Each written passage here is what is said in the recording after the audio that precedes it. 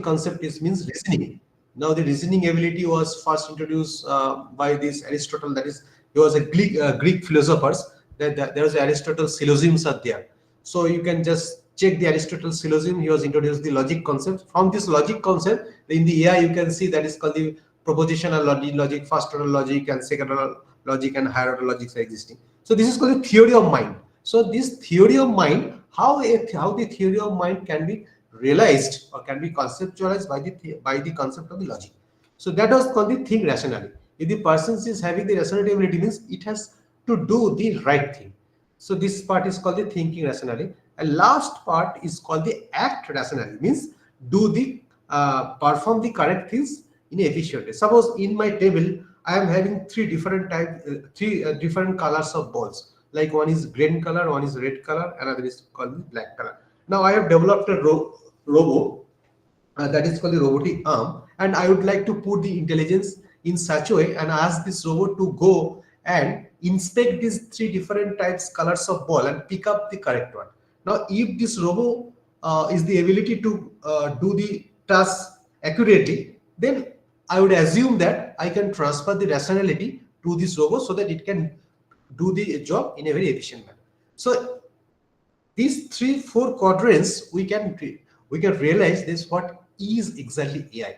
So now if you understand the concept of the AI, now it is very easy to understand the generative AI.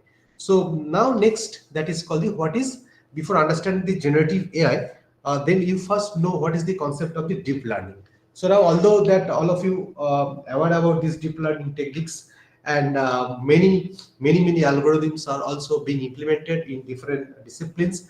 That is AI is a one broader spectrum. Under this AI, we are having the ML part.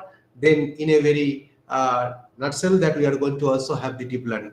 Now in the deep learning, there's a generative AI is a subset of the deep learning that you can have. So this deep learning can be realized. It is a machine learning that uses a multi-layered neural networks which can automatically learn complex features and representations from data. If the data is given, from the data, how you are going to extract this or how this data can be learned automatically from the complex features. So that is exactly called this deep learning, and we can apply different approach to finding the patterns and trying to finding the relationship in this data. So there are different types of algorithms are available that to learn to predict this category of an image and to learn to translate between these languages. So one language to another languages, you can apply the RNN recurrent neural network to translate from one language to another languages. So that's the way that you can do.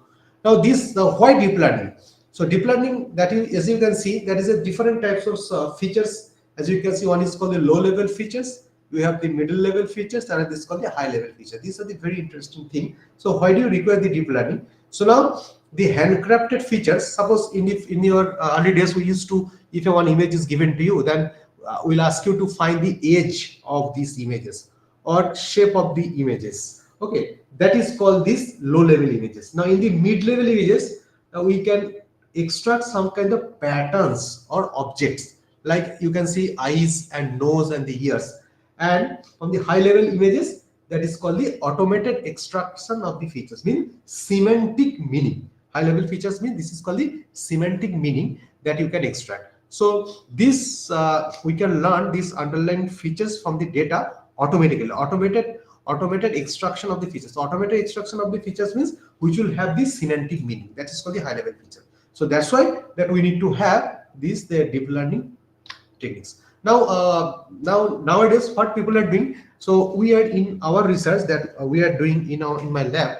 So we are working on the edge devices. We are transferring the deep learning code in a some hardware devices, because we are using some NVIDIA Jetson Nano, and we are using some Arduino board or any other devices, so that we are using and developing a deep learning code and trying to make it as a lightweight deep learning code. Because in the deep learning model, if you are using some generative AI model, you are going to handle the billions of millions of parameters. So now if you have the billions of millions of parameters, then if you would like to transfer this model into this hardware, then it will this model will not have the capacity to run these things. So now you need to develop a lightweight model. Now this is a challenge, how a lightweight deep learning model can be developed so that you can transfer it to this particular hardware. So there is a call, is a TensorFlow is available, as you can search in things, you can download it, and then this TensorFlow, there is a call the TensorFlow Lite, TF Lite library is also available. Then you can transfer it to the, now we are applying this small large language model is available, that's LLM. Then also it's a small language model, now SLM. Then you can use the SLM with some other model, you can transfer it to this hardware. So this is a very interesting one. Then how the deep learning model can be deployed in a AS devices. So this is a very interesting area of research. So this you can take it as a research projects, or you can do the research in this particular direction, that is optimization. So how the optimizations in the deep learning, main important part is optimizations. Optimization this parameter or this tuning this hyperparameter. There are different type of optimization techniques are being used. So we have to think of it in this direction. So now this why AI. So as I already explained, so this deep learning is a core, generative AI it is a subset of DL, and it will automatically generate, that is a text. It is actually a type of AI which is designed to create new content such as text, images, audio, or video by this learning parameter from the existing data. So these are the facilities that you can have. So deep learning that you already know all these things. So now these are the typical architecture that you can have core components of the deep learning. You have these neural networks, you have activation function. I think everybody aware about this multi-layer perceptron algorithm. So in the MLP that you have the input layers, you have the hidden layers, and you have the output layer. So in the input layers, based on the dimension of the data set, if you have the d-dimension of data set, so that many layers will be there. That many nodes will be there in your input layer. In the output layer, as you can see, there's a three nodes are there, means 3 classes. So output layers, in the output layers, output node denotes this number of classes. In the input layer, the input nodes denotes this number of features or dimension of the feature vector. Then you can just use some synaptic connections and other things. You need to do some activation function, calculate this output by using some weighted sum and so on and so forth. This is a traditional method. Then you can have some different type of activation function, ReLU, sigmoidal, tan, hyperbolic, so on and so forth. And then we have the back propagations algorithm there. So when this non-linearity is involved in the data sets, then singular perceptron will not work. Then you have to have some kind of nonlinear activation function like sigmoidal, then generating this output in the output layer and propagating, calculate this error from the actual output minus desired output. Then you are propagating error in the backward direction. So this is a way. And here in the deep learning, this many that where you can, whenever you are going to propagating back, we are applying the gradient descent method. But in the deep learning, where we can use different type of optimization technique like this SGD, stochastic gradient descent, ADAM, to minimize the loss function. So this is the objective. So this is optimization function. So it is also available in many books. You can go for it. One of the best book I prefer, that if somebody is interested, there's a dive into deep learning. You can search in Google. That is also, and one is called the Godflew. This book is also available. So there is a 2 textbook that we used to follow, and where the generative AI contents are also available there. Now there's a lot of applications are there in the image recognition for the CNN, because in ImageNet there is a one deep neural nets are also available. Then you can have the speech and language. There is RNN and transformers. Transformer is nowadays plays a very important role to do this. I'll also explain to you. And in the generative AI, I'll be mostly focused on the variational autoencoder. Now means first you need to know the autoencoder, then variational autoencoder, then what is GAN, what are the architecture of the GAN, and there's a diffusion model. So these are the very, very important techniques. And also there is another important techniques for the GAN, this generative AI that we'll be explaining, that is called the LLM. And the latest one is called the RAG. I don't know how many are aware about this RAG. That is called the retrieval augmented generation. So these are the very popular, and these techniques can be useful for any searching and in the text processing, and also the speech processing, all these things that you can use. So now why do you transfer from the deep learning to this generative AI? Okay, there are a lot of deep learning techniques are available.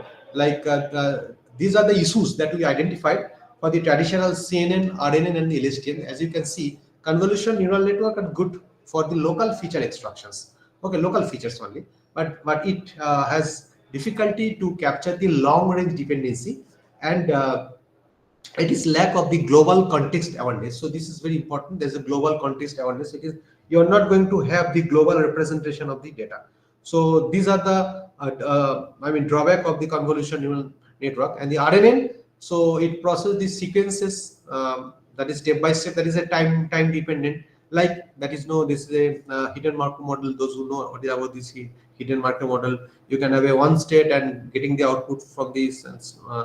Getting the input from this state, you can transfer to the other states, but it struggles for the with the long-term memory. So, and also the contextual reasoning. So these are the drawback of the RNN. And the LSTM, that is, it can handle the long-range dependency, but there is a problem is that during this data sequentiality, and when the sequence get larger, then it struggle from the vanishing gradient problems for the LSTM. So now all the models like CNN, RNN, and the LSTMs are not efficient for handling the multimodal input. Multimodal input means you're going to text, you're going to these images, you're going to the speech, you're going to the video, and all sort of things. So that's why, so we are trying to apply the generative AI technique. So now these are the typical things. It is also available in literature also, as you can see in this diagram. So there is a different inputs, that is a text, images, audio, video. Then you need to do the training. So training, you need to have the billions of parameters. Then you are going to have some prompt. So based on the instruction that is getting from the prompt, so you are going to have a model. So this model has to be generated. So unlike this generative AI, it is being trained on large data sets. Like you have text, you have images, you have audio or video using this deep learning network. Now during training, so the model learns the parameter, as you can see from the prompt, that is a millions of billions of them.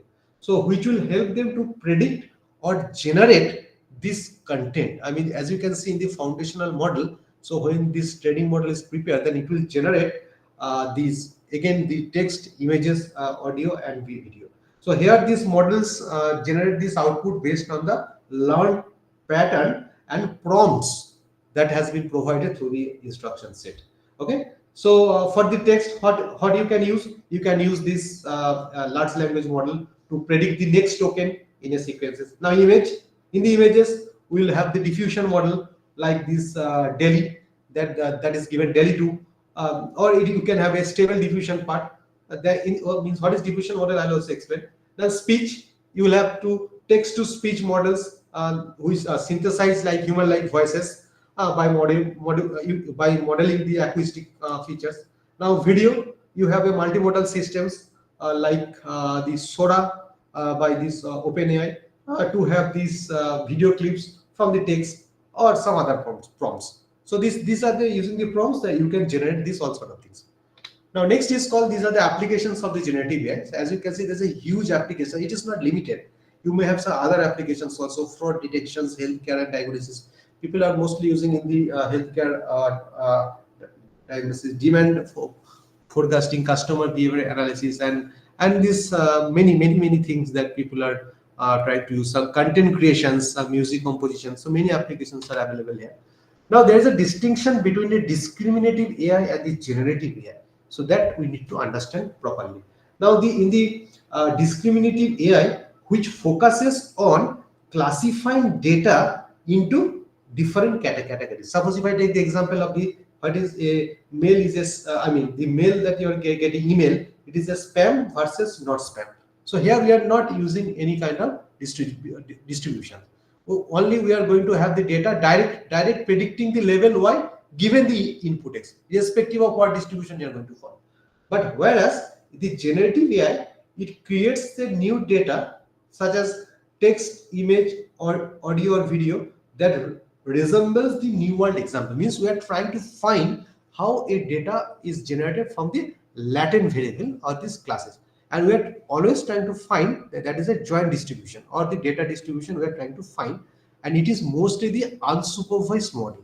So that is the difference between this discriminative model, and that is called the generative model. Here the generative model, it is a mostly this unsupervised model, and it follows, this model follows some kind of joint distribution or the data distribution. So data will, I'm assuming this data is coming from a particular distribution, and it will follow certain distribution. So these are the difference, so that I can generate this data in a reasonable manner.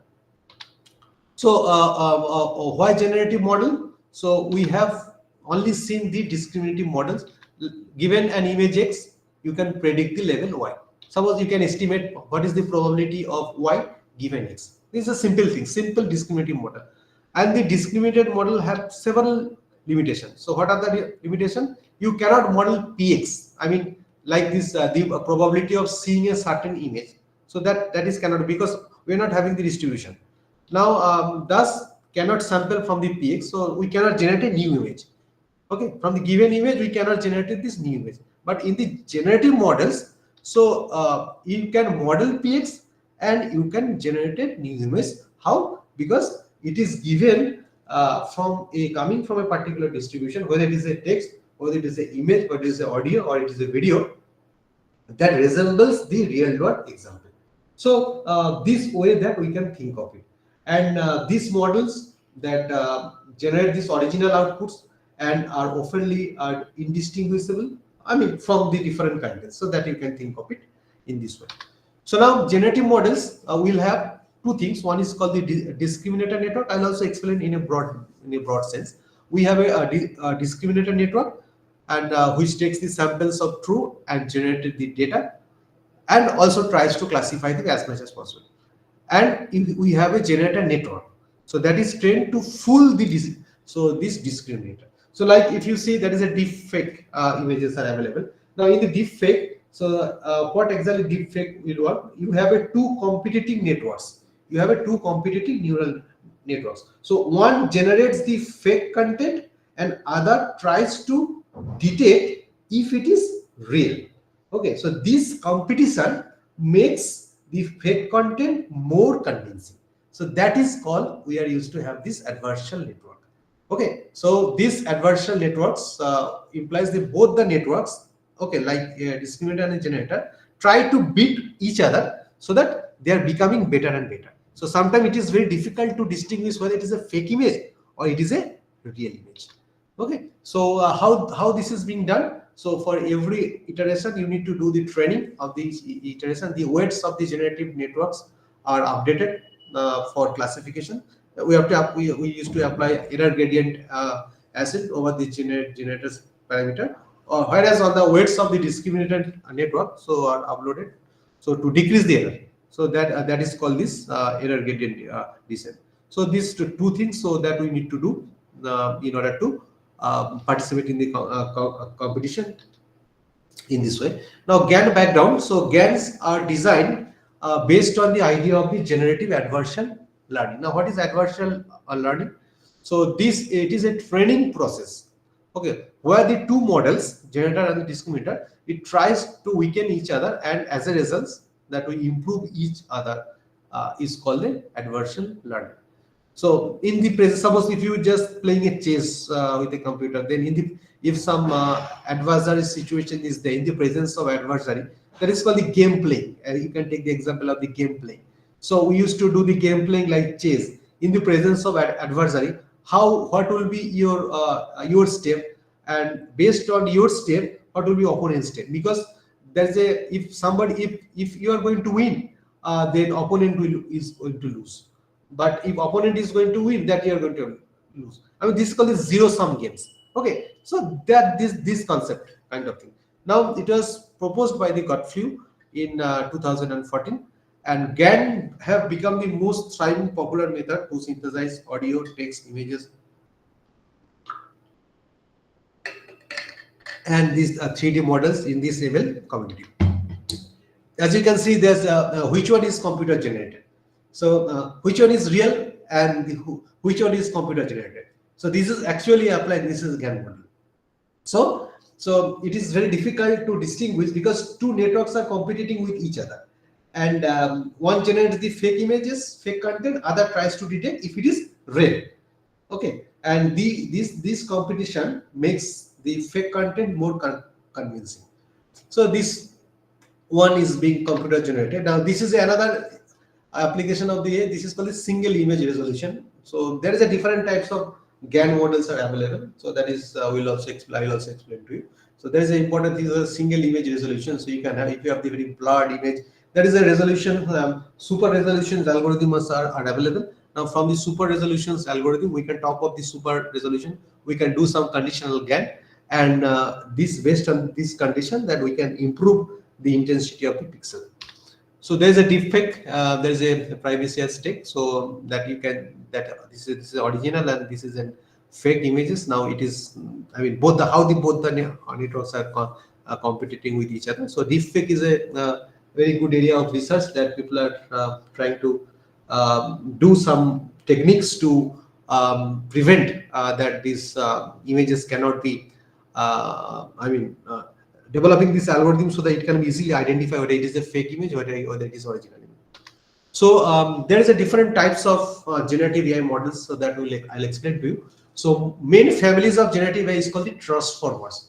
So these transformers, it is playing a very important role in this case, that is a autoregressive model. So now these autoregressive models, that is predicting the next element, like it generates the sequences by predicting the next token, so based on all previous ones, so by step, like as you can see in the RNN. Okay, or if you can see, that is a concept of is called the Markovian process. So this is auto regression model. So this transformer plays a very important role in this generative AI model. Next one is called your diffusion model. So in this transformer, so this architecture relies on the self-attention mechanism. So as you can see, there is a self-attention, means you are trying to give attention in the particular data.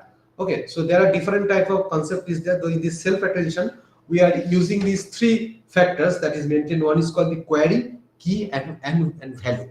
So as you can see, that is called the in the self-attention mechanism that we used to follow it, and we try to model it in this way. So popular example that we would have in the transformer is called the GPT model that we use in the transformer. That is a very good model. Next is called the diffusion model. So diffusion model means it generates data by gradually removing noise. So what exactly it doing? So this diffusion model, it generates data such as if you have images or if you have some audio. Now you are trying to inject some random noises, some Gaussian noises. I'm just injecting it to the Gaussian noises, and it will be distorted or it will be disturbed. Then gradually on the other side, that is, it is just refining it into a coherent output through this series of denoising tape. First, you have images, so trying to make it as a denoise image. Now taking the denoises images in the next iteration and trying to we are taking the noisy images and apply some denoising techniques so that you can refine it to a new images. So this is called the diffusion model. So actually in this step, in the diffusion model, it is an iterative approaches, and it can produce highly realistic results in the form of an image synthesis. Like this stable diffusion model is called, that is called a DAY. So DAY is a one type of generative AI model where diffusion, generative AI techniques or generative AI tool where the diffusion model is being used.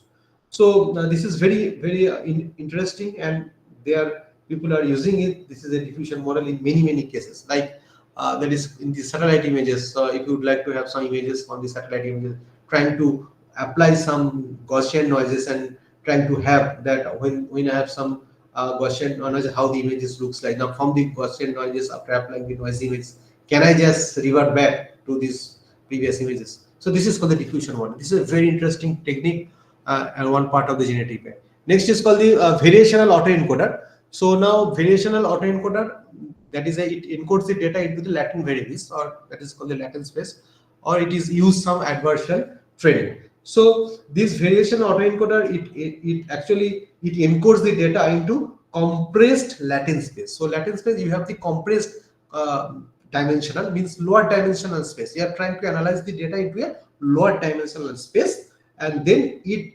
decodes it back with a probabilistic value that uses continuous representation of the data. So this is very good techniques for these variational autoencoder, because the distribution is going to be changed from when you have this one space to another space. By using this, you are trying to analyze this data in the latent space. So that is called a variational auto. I'll also have the block diagram of this. I'll show you. Next is called the encoder decoder model. So encoder decoder model, it is maps the input sequence to this corresponding, just like a translation, so that we used to do. And using this encoder decoder, it will have two stages. One is encoder. What encoder will do? Encoder processes the input into a dense representations, whereas the what decoder will do? Decoder generates the output from that representation. Okay, so these encoder decoder model are used for sequence to sequence learning. Okay, like language translation, language summarizations, or image caption. So these are the three important tasks where this this encoder decoder model can be useful. So these are the very important. So modern encoder decoder that you can have the BART is there, and there's a many multimodal systems are available. So the main core idea of each model is that you have to learn this distribution, that is a px or px given y from this data distribution that you need to understand. So now these broad details of the transformer, how these transformers looks like. It is autoregressive model. As you can see, as you can see in the diagram. So there are two parts. One is called the architecture based classification. Means in the research perspective, based on your data set, based on your research objective, you can use only encoder as a transformer. You can use only decoder as a transformer. You can use encoder decoder. Or if you're going to use some pre-trained model like LLM, okay, or some other model, then you can have this pre-training approach like mouse language model, autoregressive model, conditional model.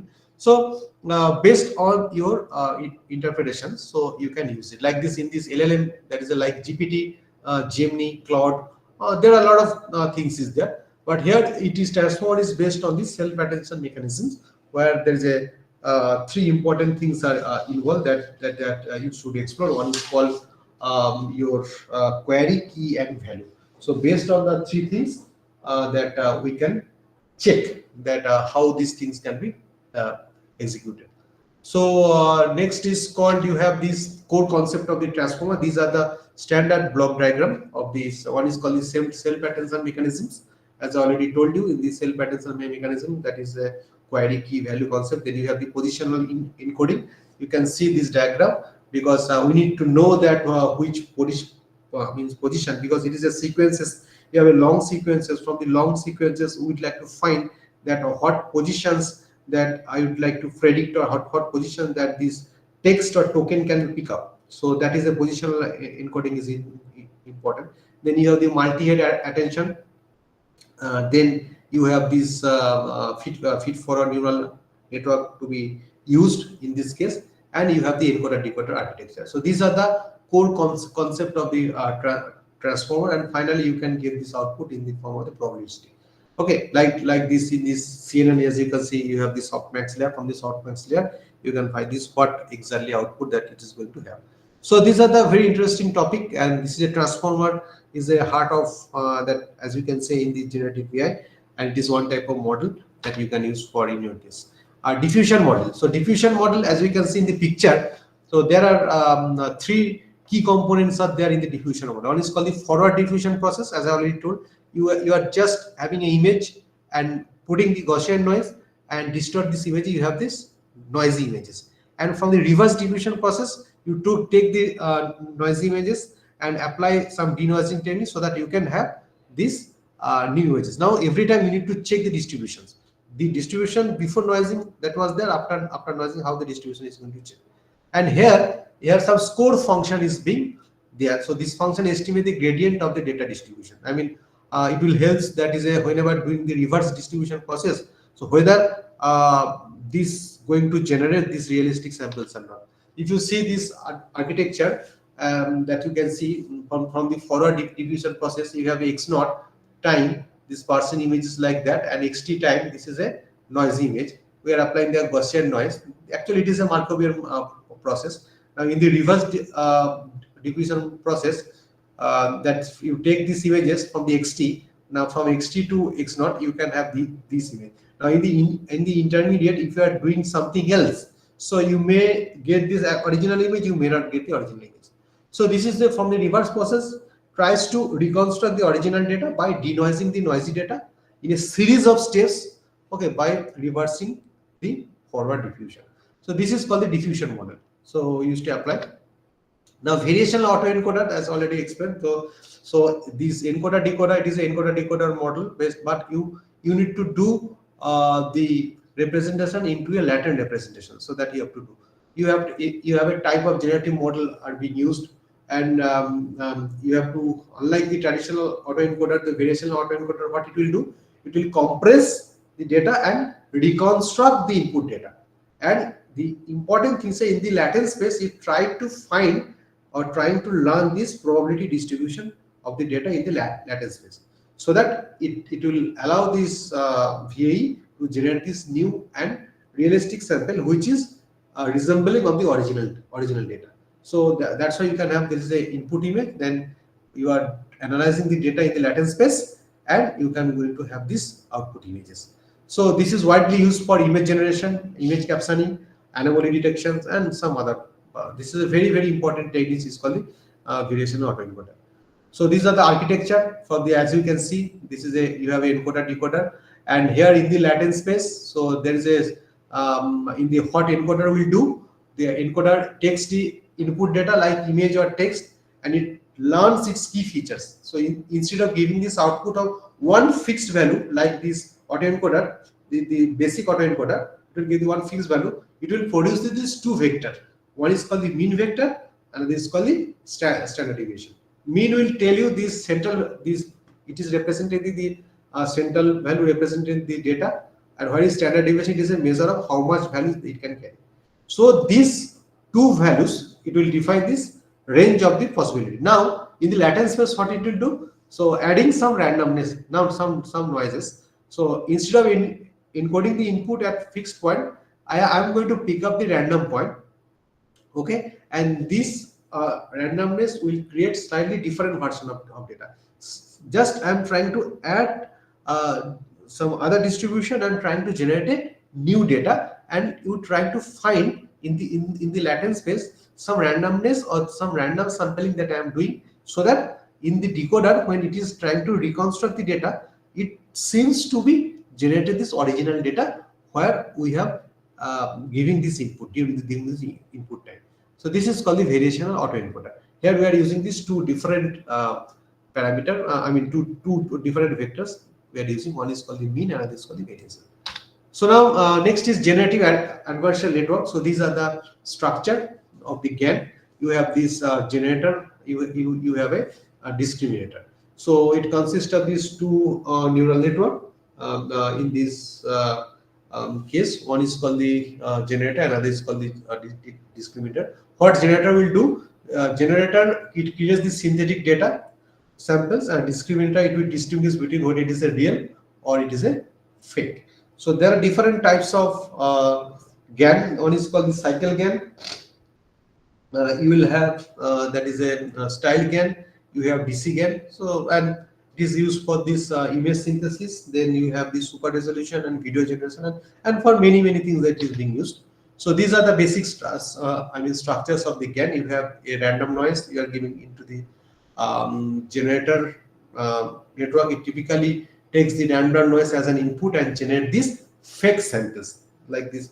And the discriminator on the other end, in fact it is a classification network, and its job is to tell whether a given sample is fake or real. Now this generator is always tries its best to trick the discriminator with the generated fake samples. As you can see in the diagram, the fake samples it is going to generate, but it is as a real. So while this discriminator always tries its best to distinguish the fake sample from the real sample. So this is one is called the generator network, and another is called you have the discriminator network, so that you are going to have. So this is a GAN architecture, that means whatever we have discussed. So that is already there. You have a latent random variable phase generator, then one sample, then it is going to be generated from the discriminator. Is trying to discriminate whether it is a real image or whether it is a fake samples. So and then the efficiency can be measured by using some loss matrix. So this is the architecture of the GAN. As you can see, there is a training data, then random input noise it is giving to the generator. Then again, it is a generated images. It is passing to the discriminator. Discriminator will check with this real image and this, generated images, to check whether it is a fake or not. If it is not fake, then it is calculating this loss, that is called the generator loss. It is, if the loss is more, then it is propagating back to the generator, and in the discriminator, loss is also propagating back to the discriminator. So there are two different types of network. One is called the generator network, another is called the discriminator network, and it will work in this manner. So one of the problem of the GAN is called the mode collapse. Like if you can see RNN, LSTM and CNN, that is having some problems, some issues are there that I already tell. Similarly, in the GAN model, that is the common issue in the GAN model is called the mode collapse. Now, what is the mode collapse? Means generator learns to produce these limited and identical outputs.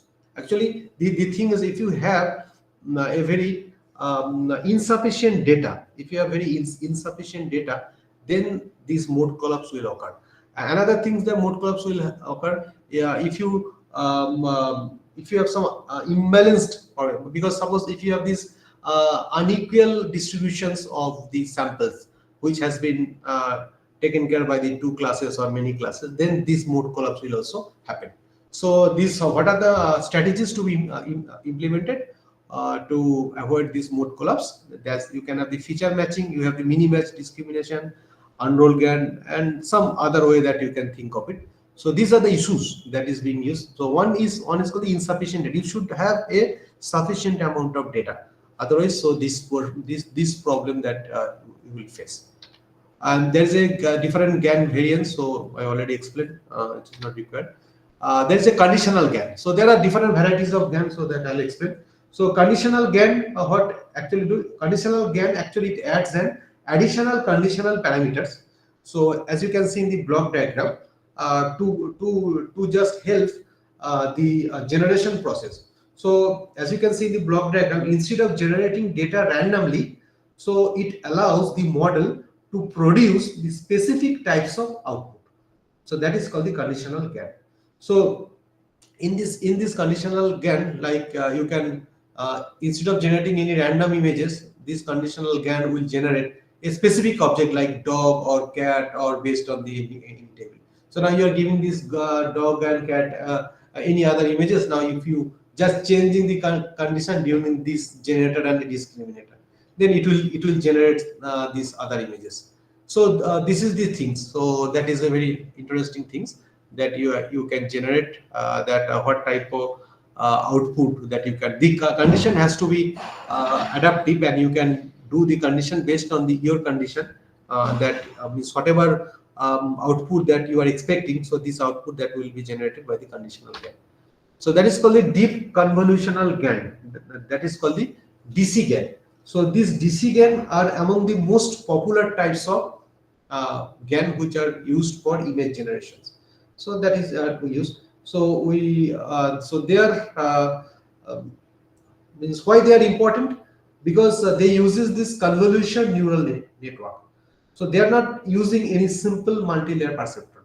So this is one thing. Second is, so this max pooling layers which are used in this CNN, this max pooling layer which are replaced with convolution stride. So if you are doing it by replacing the max pooling layer with convolution stride, it will help in making the model more efficient. Okay, and the fully connected layers are totally removed, which allows for better spatial understanding. So these DC GANs are very much useful because it generates this high quality and realistic images. So next is called the Laplacian pyramid GAN. So that is called the LAP GAN. So now this LAP GAN, it is designed to generate ultra high quality images by using this multi-resolution approaches.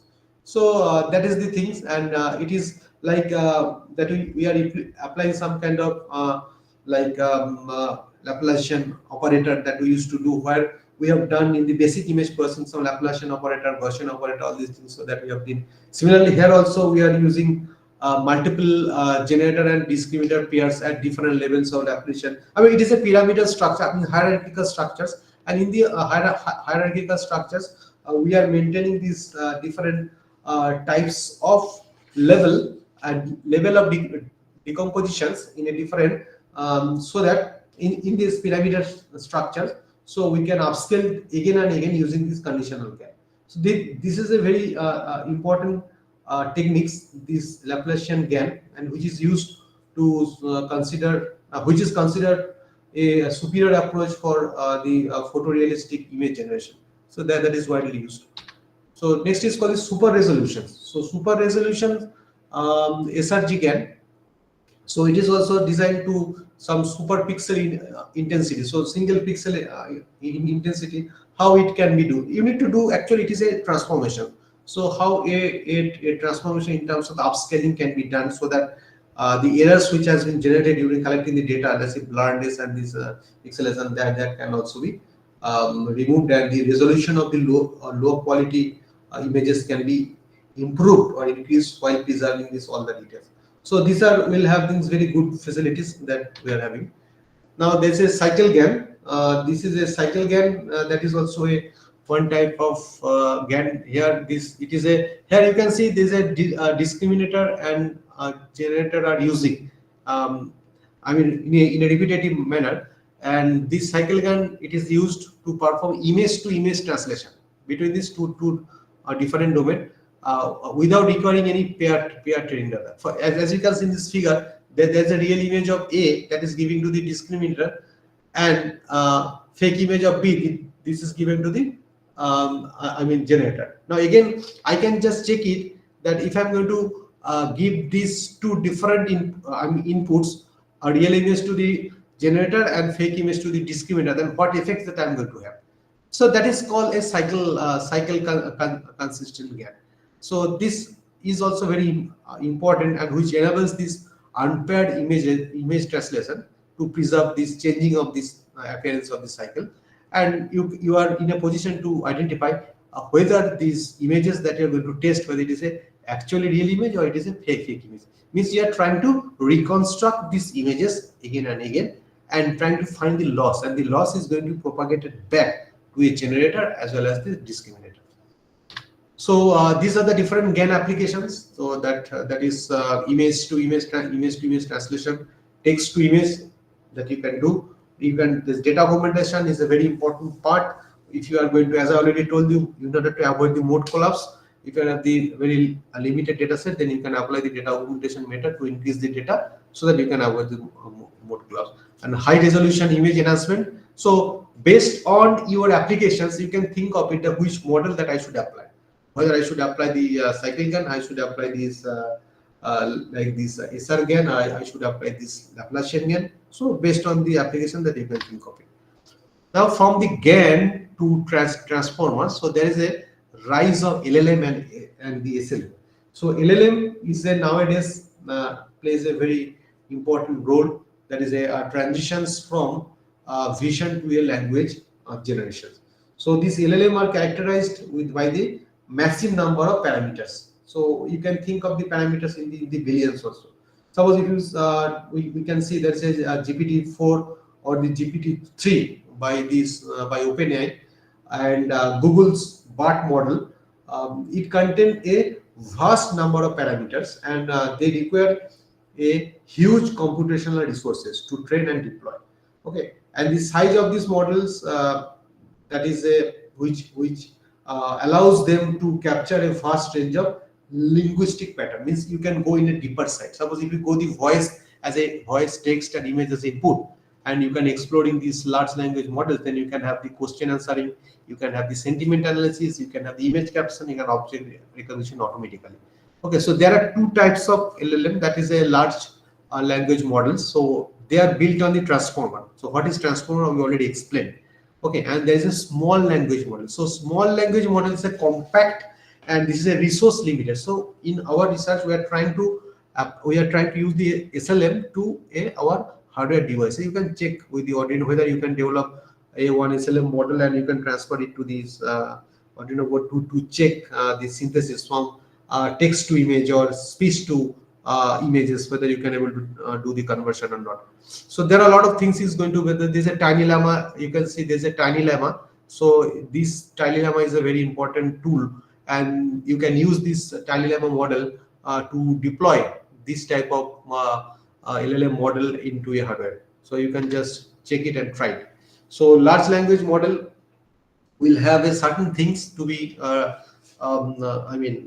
One is that is the input embedding. You have to first convert the text into numerical vectors. So that is the most important thing.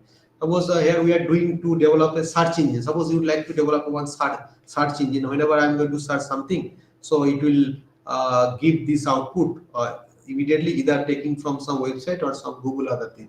So the input can be given, and it will develop by using this positional encoding vector, or that is called the embedding vector.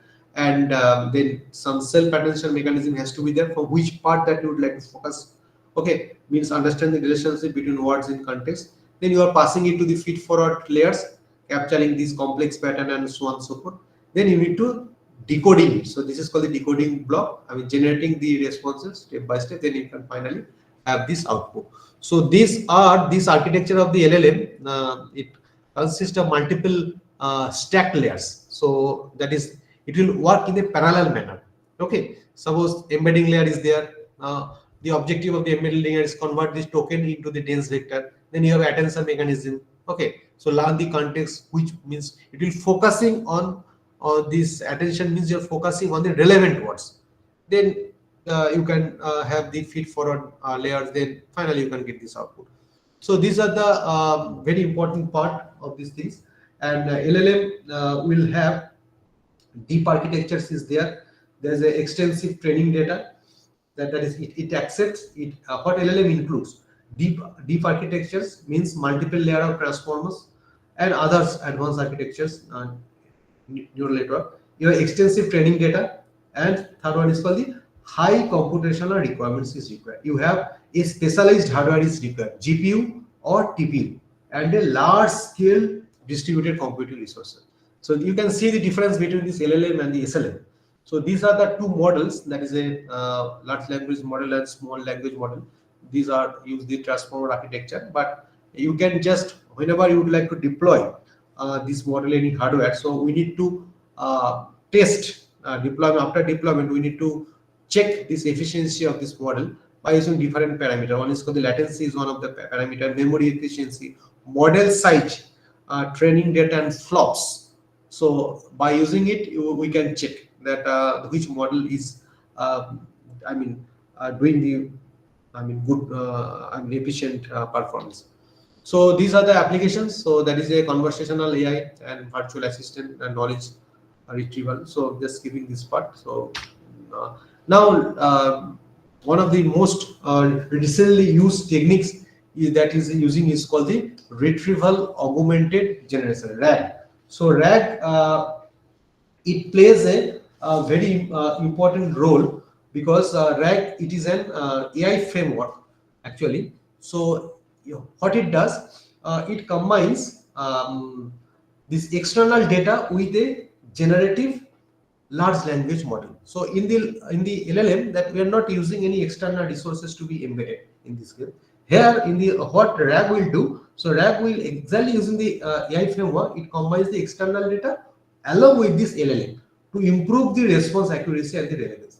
Okay, so this RAG first retrieves the relevant information from the knowledge base, and it will use then from context to generate this more up to date domain specific answer it will use to give.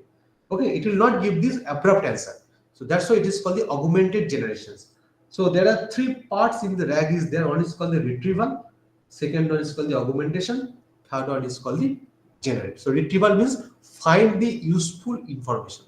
Okay, that is called the information retrieval. Second one is called the augmentation. Augmentation means the retrieved information has to be combined with the user's original query, and it हाँ feeds देखा the जाएगा, LLM. सही बात है, पहले करना तो चालू करें, Okay. अपने आप कुछ And ना कुछ निकल ही last आएगा. part is called the generation. So generator means it create the better अच्छा responses. अच्छा, तैयारी हो गया था. So can anyone Okay. please mute it? And this this LLM use हाँ this. ऑब्वियसली, क्योंकि एक बार वो नहीं बोलते, आदमी पहुंच जाता है तो कोई अच्छा, हाँ मतलब एकोमोडेशन का कोई दिक्कत नहीं है, एकोमोडेट कितने भी लोग हो जाएंगे. ओके, तो फिर तो कोई प्रॉब्लम ही नहीं है, फिर तो सही है. अच्छा अच्छा, नीचे में ही अरेंजमेंट है.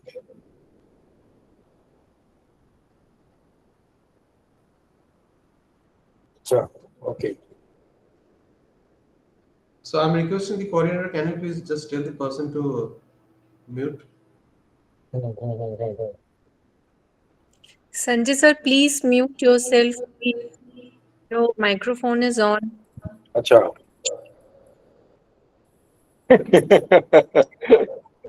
नहीं सही बात है. Sanjay Kumar sir, please mute yourself. If you're there in the call, please. ठीक है sir.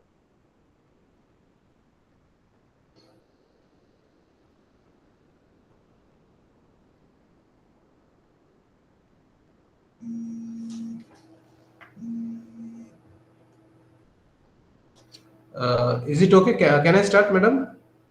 Yes, sir, please carry on. Sorry for the interruption.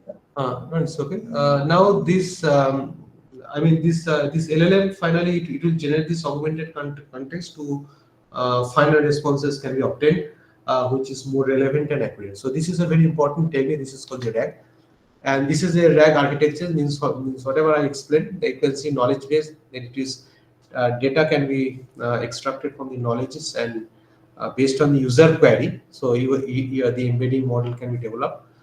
Then you have vector database, and finally these documents can be retrieved. So actually it is using the LLM model, but with the LLM, so additional things is called the that is called some external resources. This input can be included. So these are the RAG applications. So that is question answering systems. That is very important things. Conversational chatbot. It is actually very useful for developing. If you'd like to develop some chatbot, so this RAG is very new techniques that can be used, and this is for educational tools and the resources. So that can be useful. And last part is called this AI agent. So this is the next step beyond the RAG. So as we in the traditional AI agent that we can see that agent, how a agent can be defined. Agent, it is an intelligent program. So in the intelligent program, you are going to have some functions. So agent functions, what the agent function will do, you have some percept sequences. The percept sequences can be captured from the environment, and based on the percept sequences, what actions to be performed. It is actually this AI agent. There is a different prompts are there. Prompts will instruct this AI agent what actions to be performed. So what actions to be performed based on the programs that has been written. Either it is a what type, it is a text, it is a images, or it is a video, or any other thing. For these things, this agent has to, we have to write a program for it, and based on this program, then it will do the certain tasks. So it will have memory, it will have the reasoning ability, and it will have this tool. Some API is being used in this case.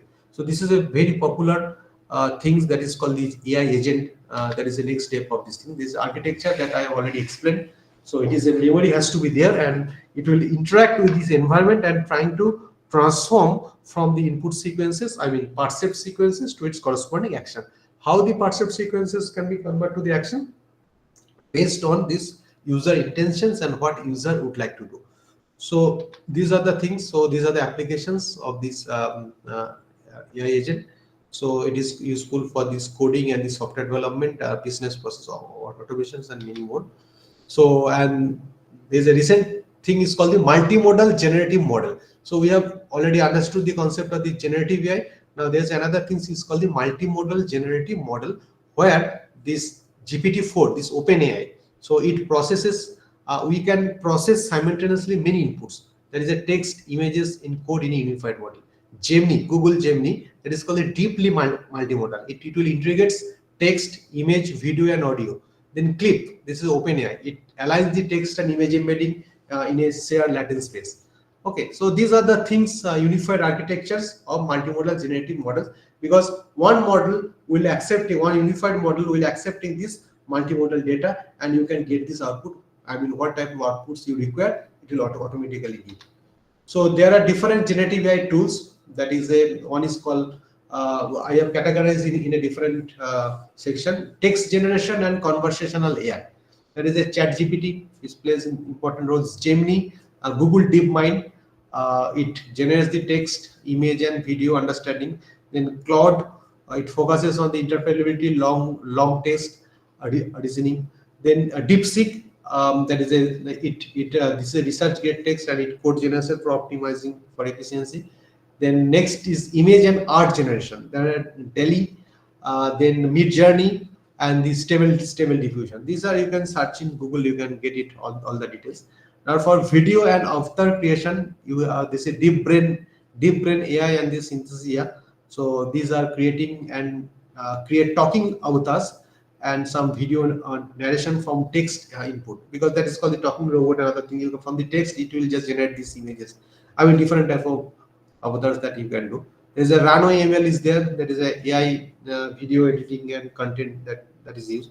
So these are the different generative AI tools.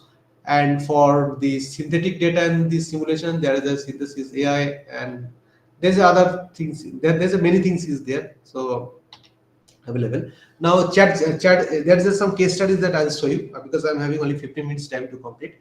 Chat GPT, that is a very people are using. It is a conversational AI technique, as you can see from the literature, that which country are using this Chat GPT more in their research perspective. That you can say the US is a maximum. It is a data from 2024. Then they will have some Asia, then Europe, Middle East. I mean, how this, what is the impact of Chat GPT, and how the Chat GPT is being used for different countries. So these are the maximizing the Chat GPT for research successes. China is a topmost, as you can say, top 20 countries that are using Chat GPT from July 2022 to February 2023 that we analyzed this. China has used this maximum Chat GPT concept for their research success. Okay, and these are the list of generative AI algorithms. So whatever I have explained. So self-attention mechanism, you have this scale dot product attention, multi-head attention, self-attention gap, axial attention, embedding algorithms, what to vector, globe, positioning embedding, BART embedding, transformer. There is a GPT BART, vision transformer, and the switch. I mean, so on and so forth. So these are the teaching learning process. So application of generative AI in the teaching learning process. So this is a very important area of research that people are doing in a different manner. How a generative AI tools can be useful for assessment of these for the evaluation purposes, for pedagogical designing, and pedagogical talk দিচ্ছে পরে phone করছি ওকে টক দিচ্ছি টক ওকে this is our teaching pedagogical design, and it will also felicitate students to use the generative AI tools. And these are a very interesting area of research of the teaching learning process using the generative AI. So the role of the generative AI in education, this is also very important things. That is a generations, introduction, and the feedback. So the student feedback can also be evaluated, and it can be accessed or assessed by using the generative AI techniques, and it will say the performance of the teachers can also be evaluated based on the feedback automatically. And also this improvement can also be done from the students this side, based on the input that has to be given by the teacher. So these are the interactions and the generation and the feedback. So where the generative AI plays a very important role. So now this teaching learning and can be also a part by using the robotics technology. We can deploy this generative AI in the robotics technology, that is called this now V6 robot, which we are having in my lab, where it will be interacted with this child through the robot therapeutic intervention. For robotic intervention, this child can also quickly learn, and this concept of a these knowledges can also be embedded into a humanoid robot. Then robot can interact with this child, and that communications can also be established through the generative AI model. So that is the a new research is going on. So we can think of it in these directions. And these are the different AI based educations in the different universities are as using AI assistant, AI tutor, and AI advisor. So you can check in the Google, you can get it. There is a Stanford University Quizbot are using, Arizona State University Newton, so they are using, and some other University of Berkeley, Cerego, and AI tutor is a deep tutors are using by Carnegie Mellon University Auto Tutors. So there is a many tools are available, and you can use these tools, and you can check how it can be useful for these other I mean in our educational systems that we can use. So the basic difference between generative AI and traditional AI is that generative AI models, that is, it will have advantage is that the generative AI models are better than traditional AI in terms of personalizations of user preferences. You can do it, and it can easily adaptation of the new user of the generative models, and adaptation is very easily that can be done, and it has have the capacity to handle the data sparsity, and we start from the and a cold start than the traditional AI. So it has got the good advantage, because a lot of things can be done by the generative AI function, content creation, generation of the data, drug discovery, language translation, means most of the things. So I already explained. Okay, so these are the application of AI, digital technology in the art education. So just skipping this one, I don't have much time, and this is I'm skipping. So these are the pedagogical exploration, so it's not required. Chat GPT role I already explained. So this is a theory of mind AI. So that is also you can use the generative AI techniques for generating these different exposures, or the different expressions of the human face, so that you can identify this person mind at a certain stage. Okay, so that can also be done. So now we observe that generative AI will have a high computational complexity, because ultimately you need to execute this code in our system, and we observe that this it will incurs the lot of complexities involved. Like if you can see in the graph, there's a it computes this, it is exponentially increasing. If your model is increasing, if your model size is increasing, this cost is also increasing. So now main objective is that that we need to have a very lightweight model. So lightweight model concept was coming up, giving having said that, and having showing you this graph, there is a parameter explorations, training the data scale, inference cost. So a lot of things are also involved, because we don't have that much resource facilities to train the millions of or billions of parameters in this case, because you need to do a lot of matrix multiplication, other things is there, and this sizes is increasing. Okay, so that's why what we have done, our research, we are focusing on the research on the lightweight and efficient generative AI model. So need for what is the need for lightweight model? It enable the real-time on-device, means low power AI application. So model which will have very energy efficient and very fast and compact. It will ideal for robotics, edge devices, and edge embedded AI devices. We are using Jetson Nano, or Raspberry Pi, and drones, other thing, and it will help to techniques to reduce complexity like model pruning, quantizations, because we are using a lower bit representation instead of 32-bit floating point. Now knowledge distillations and low rank factorizations and the neural architecture such NES. So these are the techniques that is used to reduce the complexity. Now the emerging topics, so that emerging trends that we are using, that is called the edge optimized diffusion model and the GAN for mobile application and robotics. So that we are trying to use it. We are using tiny LLM model like SLAM, okay, SLM, and LoRa for fine tuning for the task specific, and we are trying to do some hardware designing, combining the lightweight model with optimized chip. They're like NVIDIA Jetson Nano or Google Coral. So these are the things. So these are the very interesting research area, from the cloud scale AI to age intelligence. Okay, so you can think of it, because we don't have that much of resource facility with us. Now, if you could like develop a lightweight model, and if you just apply your algorithm, and how the lightweight model can be transferred to a very low cost or low power devices, then that is a very challenging task.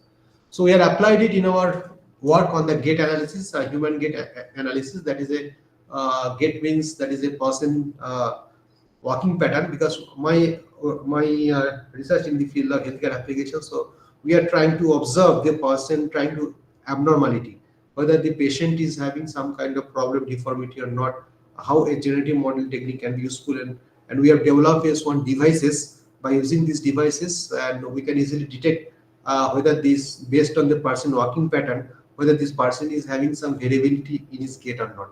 So this analysis, so that we have done. So here we are using some biomechanical modeling. We are having the raw data. From the raw data, we apply some augmentation technique. Why augmentation is required? Because we don't have that much amount of data. That's why we done some augmentation. Then we are passing it to the generative model like GAN and diffusion or variation autoencoder, and we are reconstruction on this simulation. Then we are synthetically generating this output and just giving. I'm just skipping those part because it is not required when you maybe. So all the things I have already explained. So these are the block diagram proposed architecture that we are using this metadata. Then we are applying its FNN, feed forward neural network, then generator, then passing it to a autoencoder. That is a encoder decoder model, and we are refining the data, and we are just giving this output in the OpenSea model. So these are the results. So there's an ethical concern in, obviously, whenever you are going to use some generative AI, so there should be some ethical concern like data privacy and ownership, so that we need to take care of it. Misinformation and the deep fakes, as I already told you, generative model can produce realistic fake images, videos that mislead the audience and threaten the social trust. So that we need to take care of it.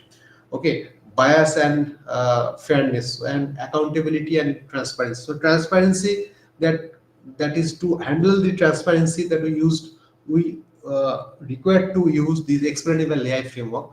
That is a SHAP is one of the good technique for the explanation AI for clear disclosure of AI generated content. So you can distinguish whether this content is a human generator or it is called the AI generated content, which can apply the explainable AI, that is the SHAP technique. SHAP, then you will be able to understand. So there's a responsible AI like this trustworthy to generating for generative systems, where this responsible AI means you have to have development, deployment, governance, and secure AI. So all the things is being involved. So this is the future of generative AI. So one is unified and multimodal intelligence, as I already told you. Is the future AI model will integrate text, image, audio, video into one shared reasoning system. Then you can move from single task model to the general purpose model, like combining LLM plus diffusion plus vision model, and personalization and on-device AI. So that is a emerging topic. So how a small language model can be, deployed in a edge devices. So that work that we are trying to do, and human AI collaboration, that is a correlate with this human. So this is the things, and next frontier AI system can go. Some planning is required, some understanding is required how to improve this knowledge. So thank you so much for your kind attention. This is a collaborative intelligence. So this is a very interesting topic. I just wanted to give you a broad overview without getting into details of the mathematical part. So thank you so much for your kind attention. Any questions? So you all are welcome to ask. Hello. Any questions from participant side? Yes, sir. Please, may Yes. yes, sir. I want to know. You have told me that GAN is used. Basically, GAN is we are using for GAN is for the augmentation or for generating a synthesis images also. Yes, yes, yes. Can Actually, yes, can this can we make some that means can we make some more data, numerical data or time series data using a GAN? so based on this, what type of problem? Because you are working in the weather forecasting or any speech recognitions problem, okay, where these temporal sequences are involved, then you are in a positions to draw a new set of data which is will be similar to this actual data, but every time you need to check whether the data that you are intended to generate, okay, how much every time you need to calculate this loss, okay, and simply using a encoder model, encoder decoder model, and then you can just test it. So that is possible, but possible in this sense, this output that you are expecting from the model, okay, and the loss that has been incurred and how much loss that you are compromising, so that is important. So we used to do it because as we are doing in the field of the detections or person identifications problem where we don't have uh, that many persons data, so we used to create the synthetic data. So that is also temporal data, so you can apply this GAN model, no problem. We can use conditional GAN, I think so. No? Yes, yes, correct. Any other method that we can use other than GAN? Actually, GAN means so simply some autoregressive model that is we used to had in the previous when the machine learning was a very good boom at that time. Then we used to had this kind of technique was there, but still there is some data scarcity problem is involved. Then it's better to I mean go for this generative an AI model which will have a good which will have a good flavor and good amount of data so that you don't have this problem of the model collapse. Can DAE also used for synthetic data, which is generating? Yes, actually, as I already pointed out, so there are different variations of the GAN model. Okay, you have this autoencoder model, I mean, simply autoencoder model. Now, the variational autoencoder model, so it depends that how the distributions that you are going to map, because ultimately your objective is to analyze the data in the latent space. Okay, now the distributions that is a instead of having the only single point, you are going to analyze in a different I mean different type of points like this mean and variances, how the mean and variances are playing a role to shape the distribution of the data. So that is also can be done. So based on the what type of data, whether it is a I mean from which sources this data is going to have. So that way you can do it. Okay, thank you. Sir, there is one question in chat box also. The question is, how will you see the prospects of generative AI in view of the research and development? From Shishir Baghel. Okay, so that is very interesting. So this is a very interesting question. It is a open question. So so there are different pros and cons of the generative AI in the view of research and development. Suppose there are two different categories here. One is category if you are going to do a traditional research from the biological research or any chemistry related research or any biotechnology research. So here I would suggest that instead of using any pretend model, because the pretend model which is also available in this case, and then it is better to go with this some kind of traditional techniques like some deep neural architectures. So where we need to first find out this requirement of the generative AI in research and development. If it is Gen AI is required, then only we should apply. But if the simple problem it can be solved by using simple technique, then I would prefer that. I will also prefer to apply any simple neural network model is also work well. So there is no use of the any generative AI, because if you apply keep increasing this I mean model, I mean keep increasing your layers, so the model becomes complex. Then we need to have the sufficient amount of resources to deal all this. Neelam ma'am, one more question in chat box, sir, from Neelam Palkar. which algorithm gives more accuracy among all the machine learning algorithms? No, so that I cannot tell. I Yes. mean, there is no. Sorry, madam. So there is no general answer for it. Okay, we need to just. There is no as such algorithm. This is generalizations ability is there. I can tell yes. So if you apply this algorithm, that you can have these accuracies. So it's based on the subject specific. Okay, how we are going to do it. Is there any other question? Some more questions from other participants?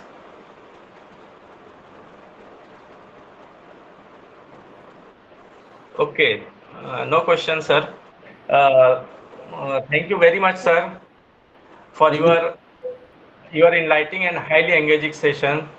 Your talk on generative AI and concepts and tool has provided us with a comprehensive understanding of this rapidly evolving field and its immense potential in transforming technology and research. On behalf of the organizing committee and all the participants, we sincerely thank you for uh, sharing your valuable time, expertise, and knowledge with us, sir.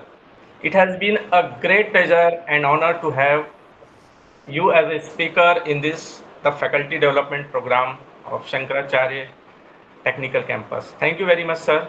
Thank you very much, sir. I'm very happy. So, namaskar. Good night to everyone. Okay, sir. Thank you. Thank you very much, sir.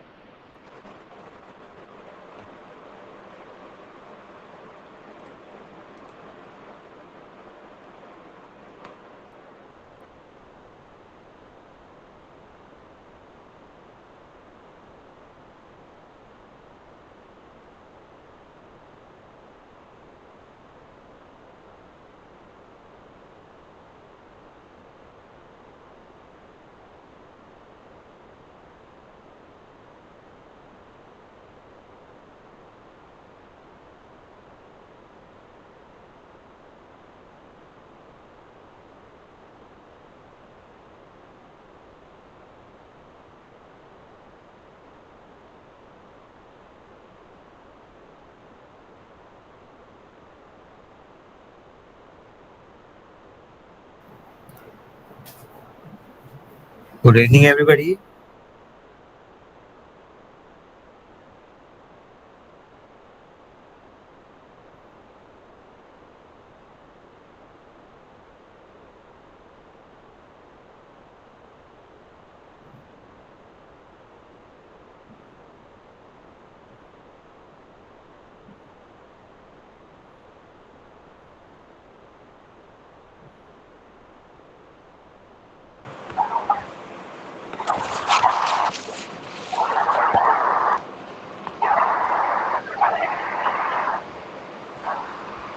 So, good evening, everyone. Now it's time to introduce our next speaker for this session of the day. This is the final session of the day. Mr. Huzaifa. Huzaifa Hussain, Deputy General Manager of Caldry Indian Refractories Limited Projects Division. Mr. Hussain brings him over 20 years of experience, extensive industry experience in project management, technology, integration, and industrial innovation. He has been actively involved in the implementing advanced AI-driven solutions and ensuring ethical, transparent, and responsible deployment of technology in large-scale industrial projects. Today, Mr. Hussain will be delivering his talk on the topic of responsible AI, integrating ethics and transparency in the project planning. His session will shed light on how ethical consideration, accountability, and transparency are becoming essential in developing and deploying AI-based for sustainable and trustworthy application. We warmly welcome you, sir, and look forward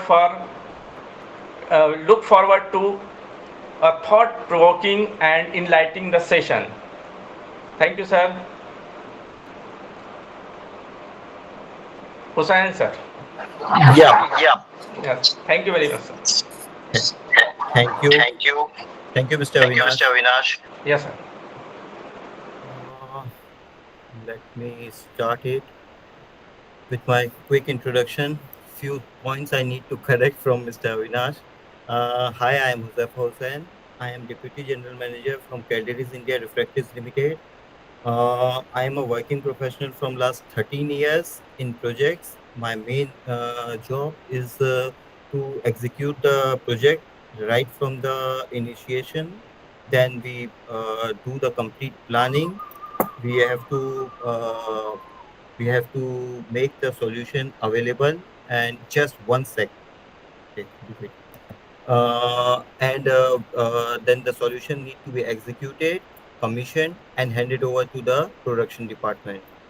That is the key responsibilities I have it. The ethics and transparency is the key thing, but that is without AI, what we are using till now, and we are slightly now including the responsible AI tools to be used for doing this project planning. And the main thing is with the human, we can clearly identify with the policies, this ethics and transparency. Regarding AI, we have to integrate it through the tools, through the data, and through the machine learning. Uh, we have to train it. And that is what I am delivering today, that what is a responsible AI mean, or what is the responsible AI need to be designed to integrate ethics and transparency. I think it is too late for you and me. I already have my complete day. So let's start this serious topics with some kind of quick fun or quick things to understand the AI. But I need either you people unmute yourself, or might be you can raise your hand to identify the following things to understand how far we are acquainted with the AI. So it is a quick ice-breaking kind of thing, that these are the two images, with one generated by AI and one is the real click pictures. Can somebody will or you people can identify which one is AI generated and which one is the real?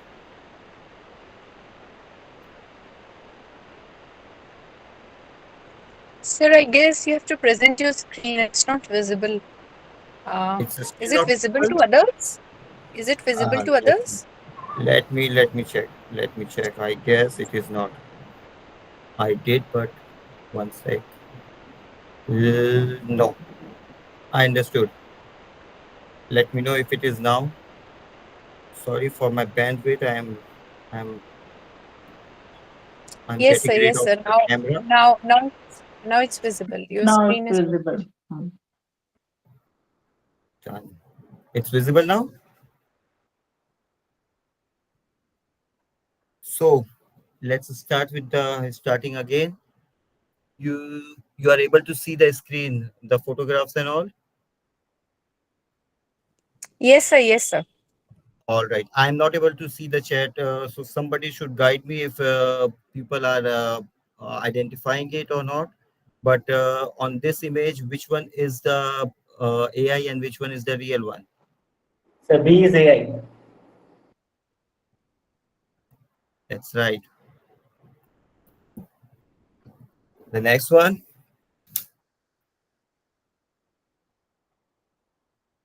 A, somebody else. Hmm? A, That was the easier one, I guess.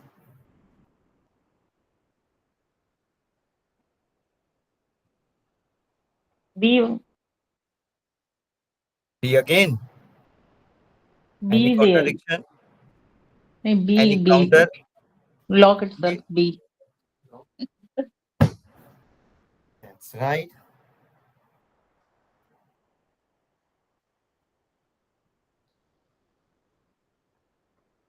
Confusing, sir. Again That's not B. an option. Again B. Sorry. A1, sir, A. B.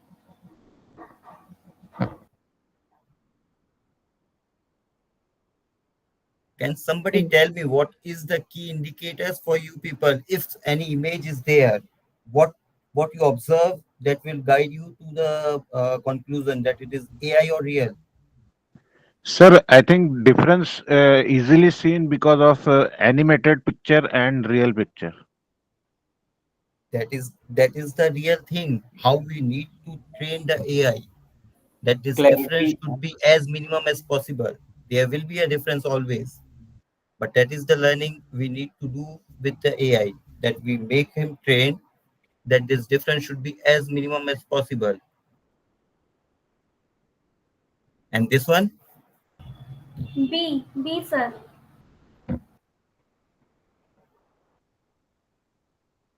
and you people are saying the AI one, right? Yes, sir. This is easy one. Any guesses? B, Maybe A. B. B, B. sir. B. B, B. sir. B. B. Yes. Maybe A. The last No, one. B.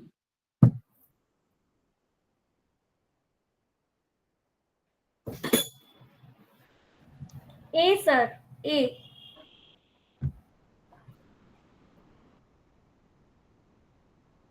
Ah, that's okay. That's nice. That people are aware.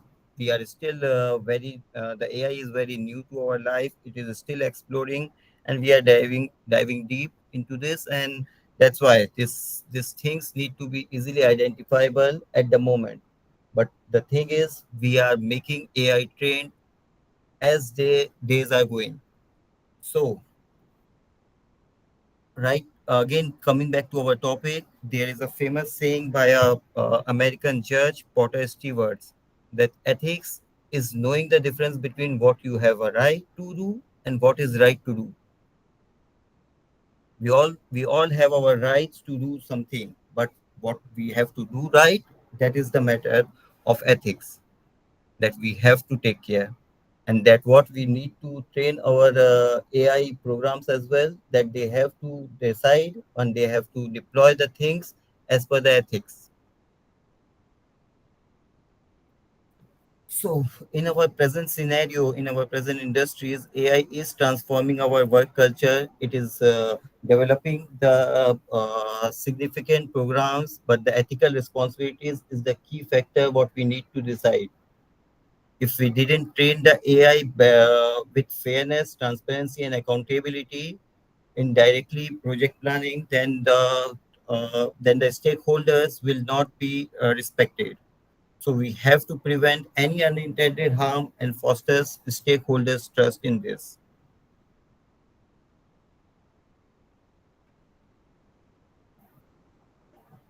Coming down to the core principles of AI, there are total 6 core principles we need to take care to design any responsible AI to use the project planning.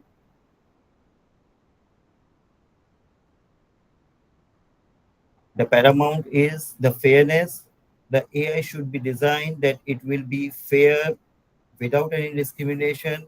Whatever algorithms and the data we give it to it should be secure enough and it should be diverse enough that it will give you a result with fairness. Transparency and explainability. The second factor for the core principle is transparency. The AI should be transparent enough that anybody can check it and anybody can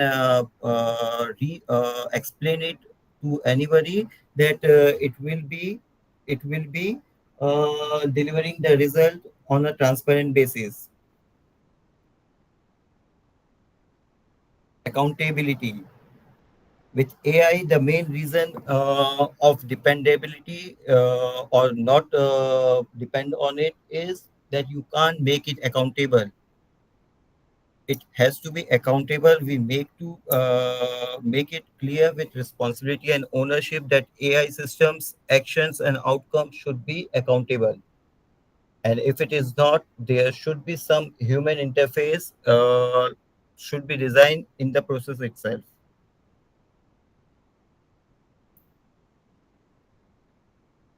The fourth core principle is privacy and data protection. There are a lot of laws and amendments in different geographies. Like in Europe, there is GDPR, the General Data Protection Law. In India, it is DPDP, that is the act we recently released, that will protect our data and privacy. Mainly, these things are guiding or making the people aware that this privacy and the data protection should be covered by the designer itself. A lot of bank frauds and all those things are going to happen because the designed AI is not responsible enough, or not having the uh, algorithm given away which can save the privacy. And this breaching is mainly the culprit of the bank frauds and the financial frauds happening right now. As we are teaching AI to make it more and more human, the scammers, the spammers are actually dealing with this as well. So it is more and more important to the persons who are designing it that they should take care that the privacy and the data protection should be designed that AI cannot leak it to anybody. Reliability and safety. The reliability factor can only be taken care once we are start using it, or we can run the program, deploy it, and use it with more and more people. The reliability is kind of a consistency we need to gauge with the AI programs, that it will consistently give us the result, and the result should be safe enough. There should It should detect any unexpected condition or malicious attack, and monitor it and give the alarm. All these factors need to be taken care when designing the AI, and that is more and more again on the human itself, that the AI should make us life easier, not make us life more and more difficult and unsafe. And then the last factor, which I am again pushing it from the starting itself, that any critical application which is driven or which is designed, it should not replace the human decision making. So it should be, there is a human touch need to be ensured, and the AI should align with the human values. It cannot overdriven us, like means if you people remember some years back, a Rajinikanth movie is there with oh, with uh, with the name robot. So whatever we do, whatever we make the machines learn, it it will not create a human emotion inside it. So it should be always there will be a human replacement, or human override should be designed inside the AI.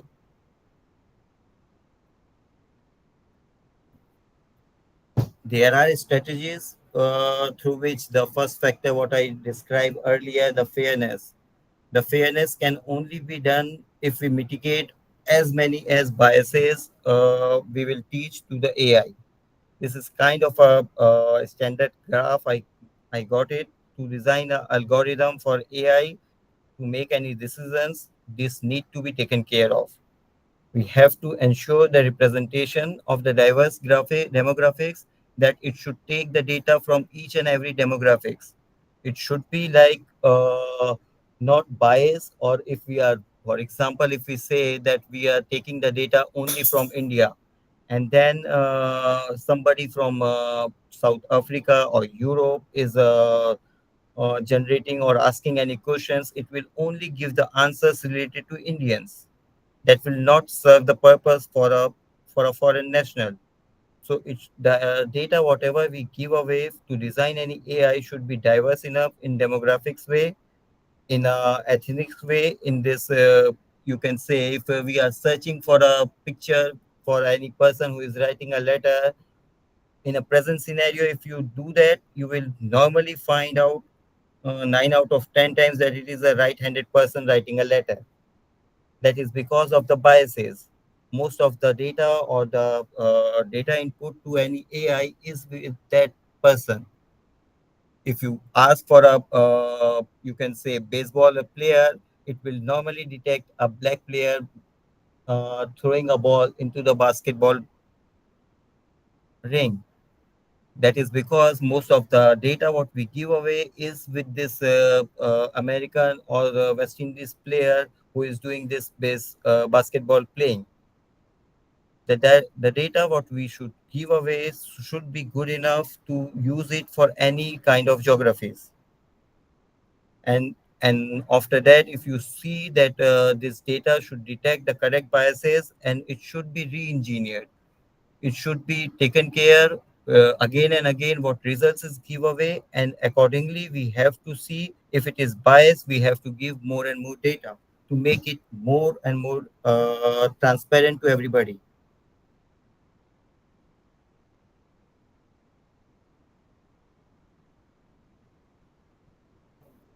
The ethical AI is added with this building trust factor as well.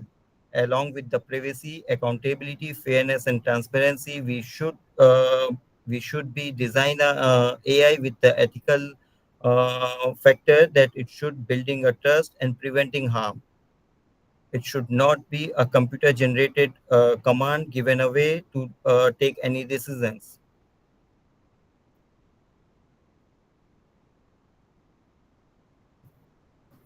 Now, let me start doing the integration of ethics in AI project lifecycle, how the ethics should be integrated. There is first thing is problem scoping and requirement. We have to understand what is the problem statement for any project designed for AI. We have to conduct ethical impact analysis. For that, we have to see what is the impact of that particular program and what are the high risk areas regarding that. It should be designed with the potential biases and negative social impact should be removed through this AI solution. That is the problem statement we have to search for which we are designing it. And then we have to clearly define the metrics for the success, that it should be remove that particular negative societal impacts. It should be fair and with privacy. A small example is there that if we see that different demographics groups, if we check and we can generate a data, it will show some results, but it must most probably shows the result from where it gets the data.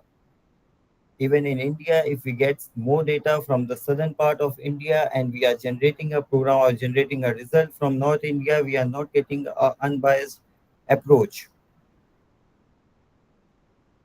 And that's why we have to involve diverse stakeholders for this. We have to create a cross-functional committee which will include every aspect of the representation: legal, compliance, ethics, HR, and so and so. We have to involve each and every department to constitute this committee, which will be the stakeholders for the design for getting the results out of this AI. The second thing is the data collection, which is actually the main factor to create or to generate any AI program for this. We have to before giving the data or input the data for any algorithm, we have to audit it.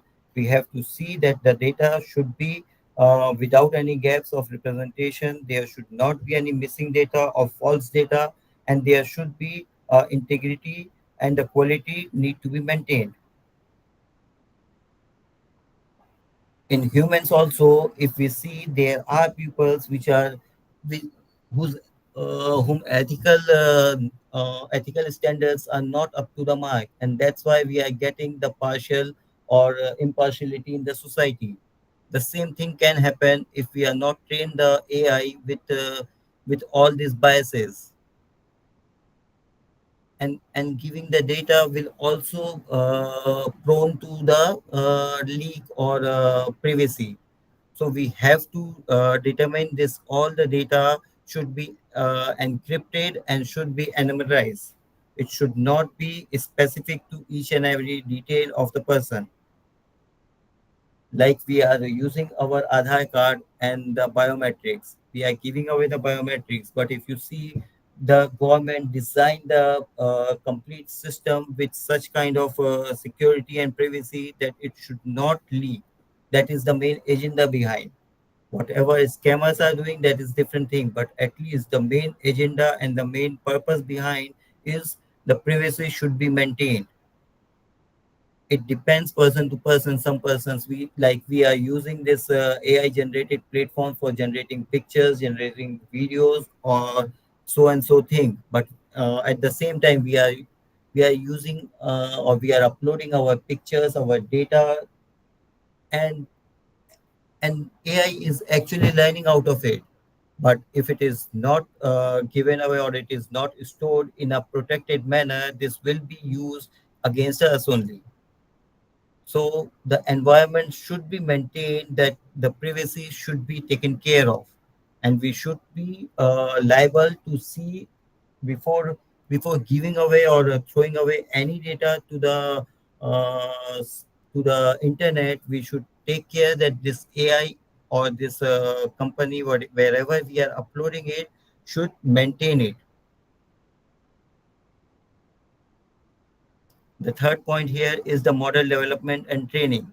Whenever we get all this data and we are uploading it for the algorithms where we wanted to get the results, we have to see that it will be aware of the biasness. It should incorporate the things with the fair model training.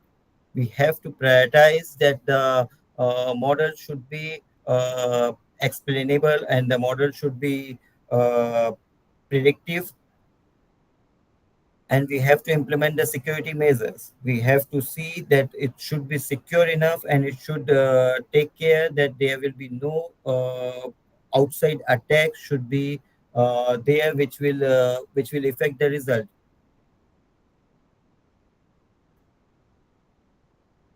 All these things will be actually taken care by the persons who are designing it and the committee which is taking care of.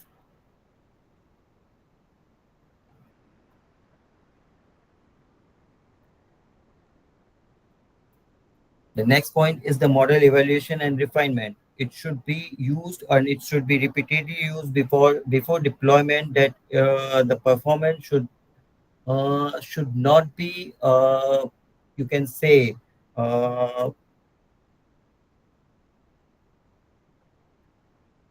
it should not be on the adversarial examples. It should be like that.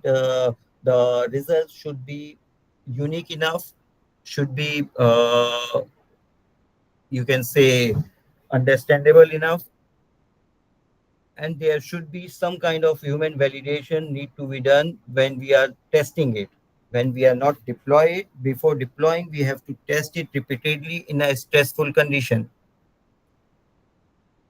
to check, just for example of a real life, that whenever there is some kind of a new bike or car is launched, before giving away to the market they are checking it at extreme climates. Either it is minus degrees, or either it will be plus 45-50 degrees.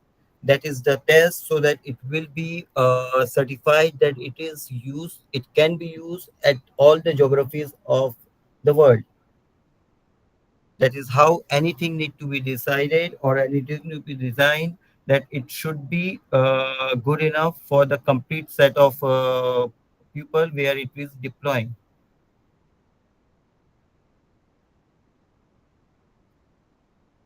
And then comes the deployment.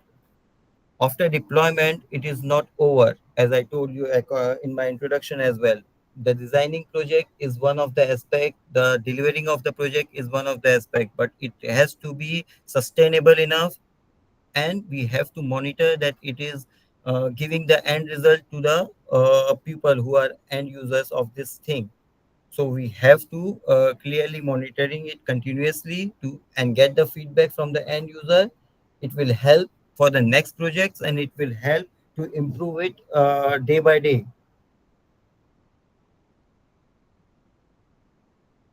And like I am doing the handover reports after each of my projects, we have to document it with all the positives and the negatives, and what are the limitations and the performance. There will be a set of documents which we need to supply for each and every machineries. Similarly, for AI design, we have to document each and every aspect, whatever we give the input, and what are the limitations of the particular model.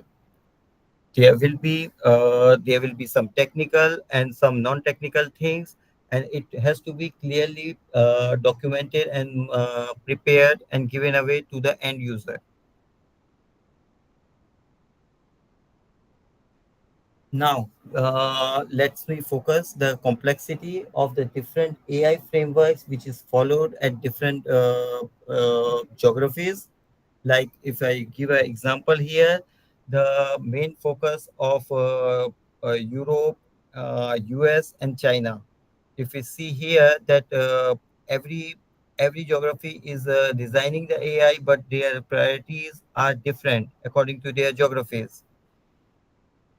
The common factor is only the ethical standards that is included in all of the geographies. But if you see, like the Europe, they are more into the human oversight and non-discrimination things. But if in US, it is the public trust. They are more focusing on the innovation encouragements and transparency. And if we come down to China, they are very similar to India as well. You can see it in the coming slides that their paramount is the social harmony and the national security. We are more focused on this national security issues and privacy.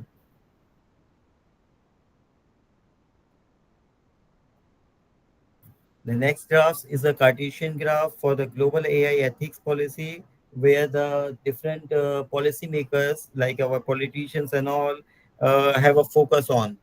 And if you see, for India, it is more of a this national security thing, which is the prime most things to design any policy or to design any AI according to the policy framework.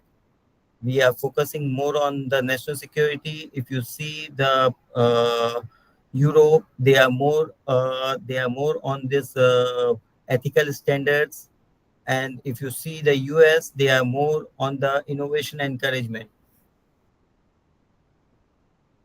This is the things what they are focusing on in designing their AI, and the result of the AI will be likewise.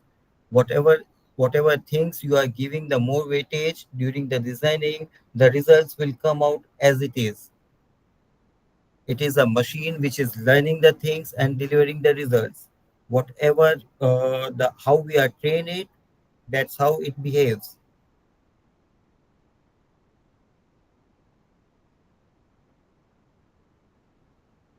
Integrating ethics and transparency in project planning. We have to integrate this both the aspect into the project planning, that is the subject today as well, that ethics and transparency should be imbibed in every project planning steps. And how we can incorporate it, we can detail it slide by slide according to this, that they establish an ethics oversight committee that I explained it earlier as well. I will do it in detail in the next slides, that there will be a committee need to be formed which can oversight the complete diverse expertise in that. Then there will be a AI ethics policy aligned with the organization. It depends from organization to organization, and as I told you earlier as well, it depends also on the country where you are. You have to follow the laws and the policy what is made by the government. There will be we have to conduct the regular audits and assessment after deployment also, to detect if there is any ethical concerns which is not regulated or which is not conducted by our committee. We have to clearly prohibit the use of the harmful applications if there is any which is done by AI by different models. And last, it is an important one that we have to use the prepare framework to manage this process.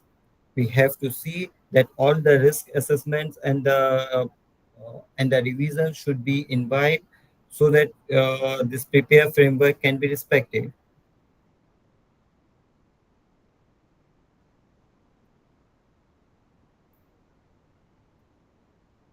Coming into detail of this ethics oversight committee, what I told you earlier, that the purpose of this committee is to guide the decision making throughout the AI project life cycle. The project life cycle of AI is again the planning, uh, the the planning, the deployment, and then the handover to the end user. So this complete life cycle should be monitored by this committee, and it should they should guide it that it will make decision making should be ethical. The composition of this will be of different stakeholders who are doing this, like the AI engineers, ethicists, legal advisors, data science, and it also depends on the organization for which you are doing this.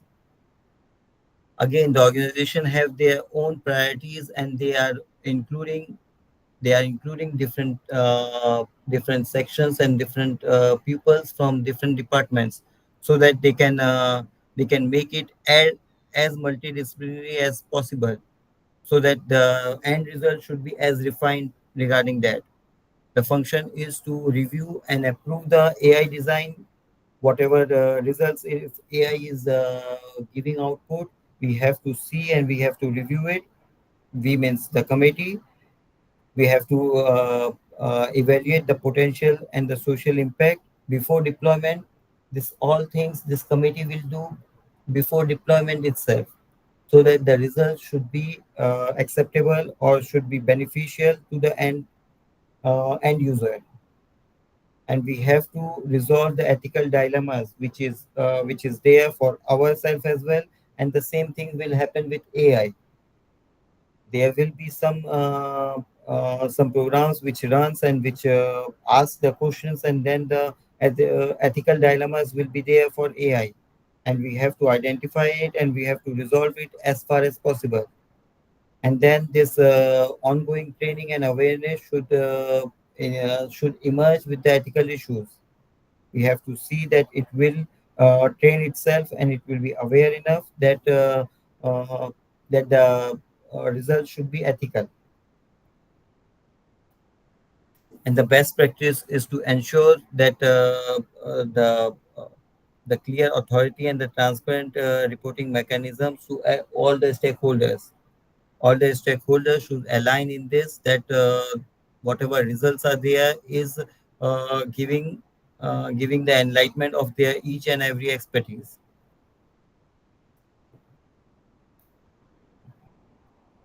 The second point is to develop and enforce AI policy aligned with the organization values. As I told you in the introduction as well, that we have to understand first the ethics policy of our organization. What is the core principles? They are different in nature and the priorities are different in nature. But we have to align with the organization we are working on, and we have to see that the core values and the social responsibilities are respected. The key elements are in here is the fairness, transparency, privacy, and accountability. This guideline should include all these things and should be highlighted in every aspects. There will be a specific standards for the data management, and it should be communicated between all the stakeholders. We have to make kind of a organizational chart where all the roles and responsibilities should be clearly mentioned as per the ethical compliance.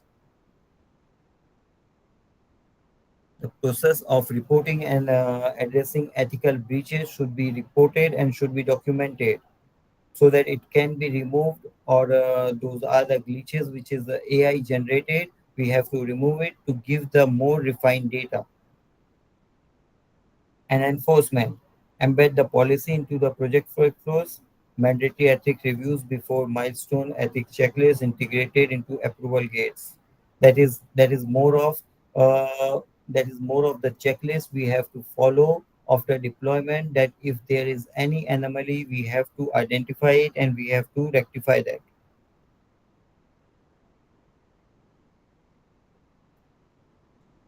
And then final thing is the communication out of it, that it should be not documented, it should be communicated, which will be understandable by technical, by managerial, and by the business teams. It should be communicated and it should be well aware that all these things are already imbibed in the system and should be respected or should be followed.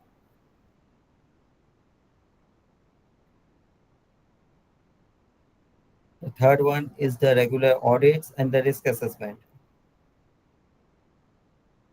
Any system which is designed will be used, and over the time it is again learning it through the users as well. And we have to see, or we have to audit the things that it is still unbiased in decision making and the privacy issues are not there.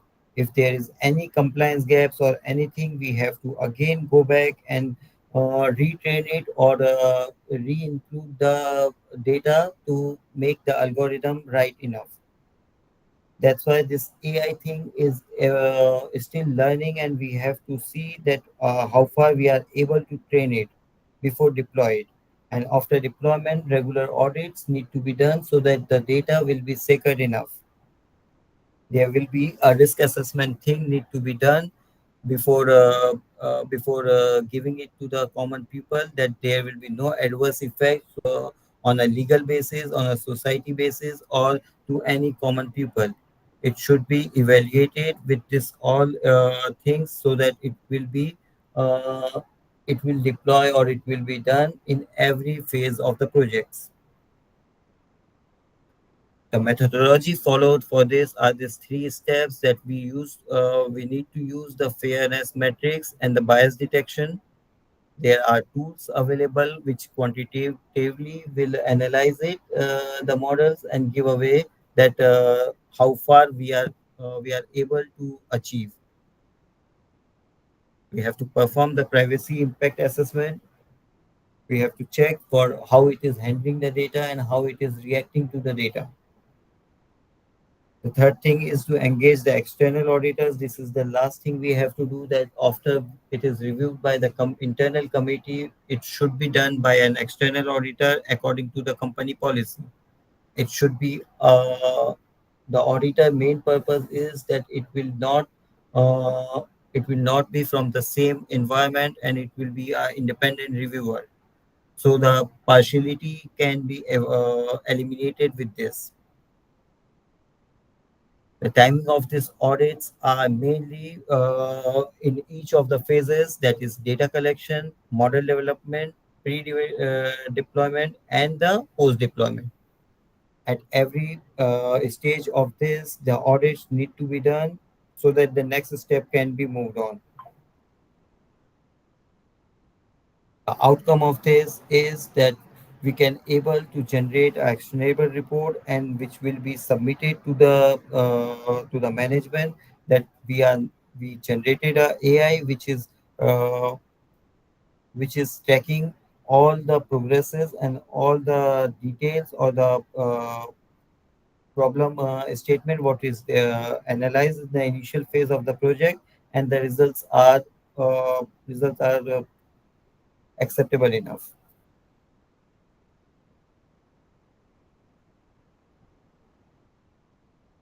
We have to clearly define the prohibited uses and the harmful effects of the AI. Why it is important? It is important because if we pose, or if we identify any risk which is there, it should not avoid or it should not overlook it. It should be clearly defined that what are the risks and what are the violations which is there. Examples of the prohibited uses, some of the examples are like this, that there will be a mass surveillance without any legal permissions with you. If any survey is going on, it should be authorized or it should be legalized by the local authority. You cannot use any autonomous weapon or the lethal weapon, lethal decision making AI generation. It should not. That's why we have to be very cautious when we are using the AI online, that we should not give away the data without investigating whether it is using it by whom, and is the source is reliable enough. At the moment, AI platforms are too many, and it is very, very difficult to identify whether it is safe enough or not. It is the privacy is taken care enough or not. There are manipulative social media AI. There are a lot of programs which is generating on a trial basis, but actually without any committee, what they are doing, they are deploying the programs online, and they get the data or they gather the data from us only, which is the risky part, because they are using that data and there is no restriction how they are using that data. Policy inclusion is clearly outlined and clearly a project charter which is uh, prohibiting anybody to use it without against the ethical policy. So it will be clearly defining that what is ethical as per our policy defined organization to organization, and it should be within that periphery. The last thing here is the enforcement. We have to set up a mechanism which is prohibiting or which is avoiding any consequences of violations. Any violation should not be accepted, or any breach of the conduct should not be accepted in this mechanism.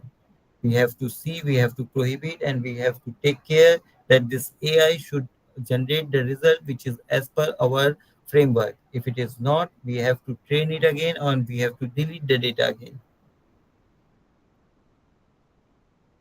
And now we are coming back to the last part, that is the prepare framework.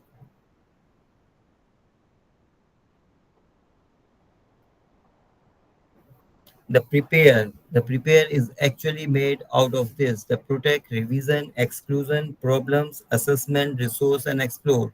These all factors are the comprehensive guide to embed the ethics.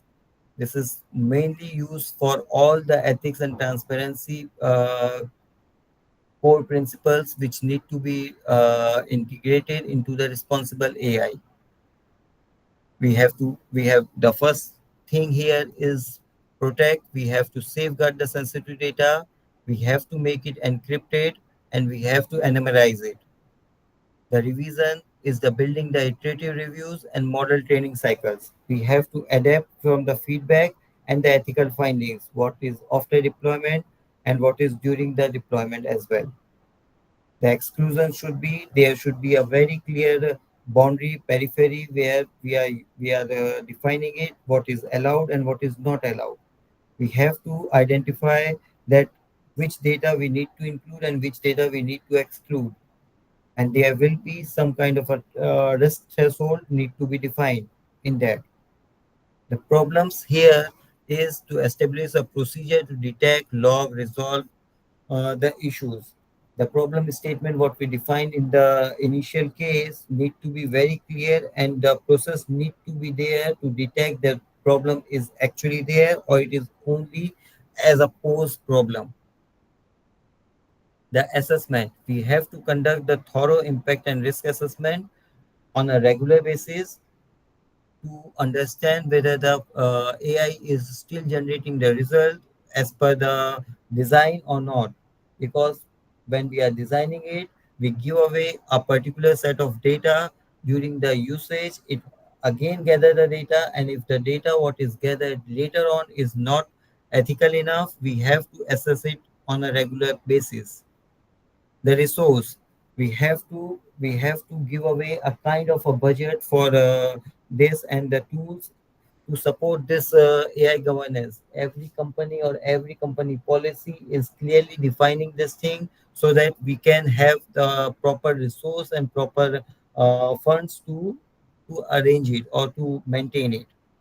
And last thing is the explore, to stay current with advancement of the AI ethics, tools, regulation, continuous improvement practices.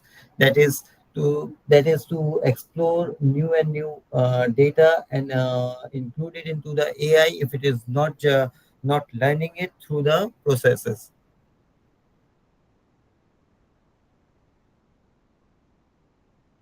Coming down to the conclusion here is that we have to prepare, means we have to design the responsible AI through this prepare framework, and for that we have to proactively integrate the ethics and transparency. This is the key framework which is required to design any AI. And for project management, we are using tools which is designed by the AI. And for this, we have to do, or we have to make it uh, as diverse as possible. We have to see that it will be designed with the maximum possible diversity and without any biases to give away the result and to ease or to make us more advanced in the project planning. All the AI tools are the end purpose of them are to design it so that we can do, or we can deploy many a job which we are doing on a regular basis on our own should be deployed, and we can engage in ourselves in more and more the more and more higher decisions, and the regular work which can be done by AI will be delegated. So it should be the end result or end purpose to design any AI to do our AI, our project management thing or project planning thing in a more effective and efficient way. This deep structured approach is to mitigate. We are deploying things, we are delegating things to AI, but that doesn't mean that we do not have our oversight to be removed. We have to oversight it. It is the initial stages of AI, and we have to see that it will help us, but at the same time, it should mitigate, or we should ensure that it will mitigate the risk as well. It should not be that we are completely relying on it and we are not checking the things on our own. It is a old saying for electricity. It is very apt for AI as well, that AI is a good listener, but at the same time it is a very bad master. You can't rely, or you can't make the AI work without any accountability. We have to check. It has to be under check, and it has to be under regular audits. That's all from my side. Uh, I'm open to have any questions if there is any. Yes, sir. Yes, sir. Now it's time for question answer session. Any question from participant?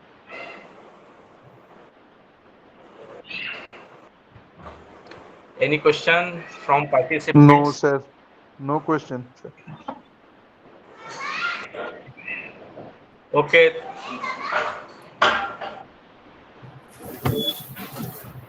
Okay. No question. How many people of you are using AI, and what kind of AI is in your day-to-day lives? I think everyone using, sir, in different form. I wanted to understand how far, how deep you are using it, because most of the people I came across, they are using it for just typing or drafting a letter, or mostly to generate AI pictures. Yes, sir. Yes, sir. Okay. All Okay, sir. right Now, then. conclude Yeah. this session. Thank you very much, sir, Absolutely. for the Thank you. insightful and inspiring sessions.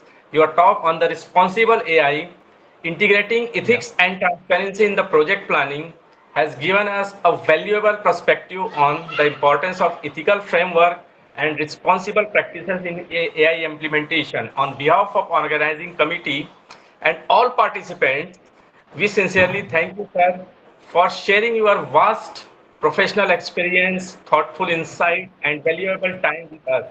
It has been an honor to have you as a part of this faculty development program, sir. Thank you very Thank much, you. sir. Thank Thank you, you very much. Vinasji. Thank you all. Good night. Okay, sir. Good night, sir.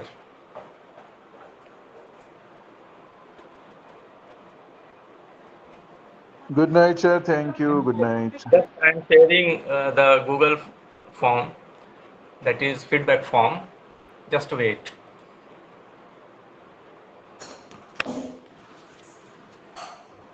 Good night, sir. Good night.